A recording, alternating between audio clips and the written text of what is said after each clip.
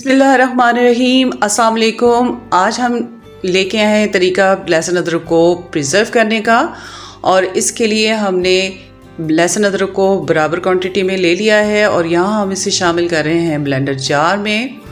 और इसमें हम शामिल कर देंगे 2 टेबलस्पून ऑयल के, 1 टीस्पून हम के बराबर हम डालेंगे इसके अंदर पिंक सॉल्ट, आप आम नमक भी ले सकते हैं।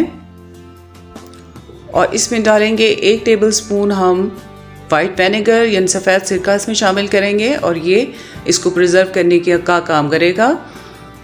और इसमें डालेंगे हम 2 टेबलस्पून पानी के, और इसको अच्छी तरह से ब्लेंड कर लेंगे। इसे हमने बहुत पतला नहीं रखना, हमने थोड़ा से थिक रखना है।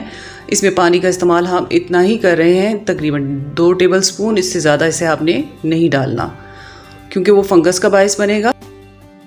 यहाँ पे आइस क्यूब्स में हमने इसे प्रिज़र्व कर लिया है, और इसके अलावा हम इसे जार के अंदर भी प्रिज़र्व करेंगे।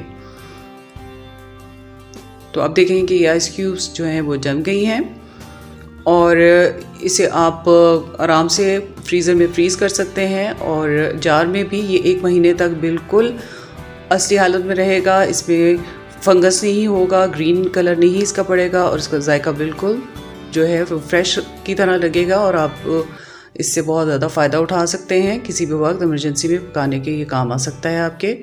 फ्रीज़र में फ्रीज़ करने के लिए इसे पॉलीथीन बैग में आप सील बंद बैग ले लें, और उसमें आप ये प्रिज़र्व कर लें, और किसी भी वक्त आप इसे इस्तेमाल कर सकते हैं।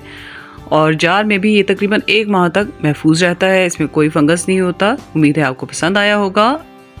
अल्लाह हाफिज़।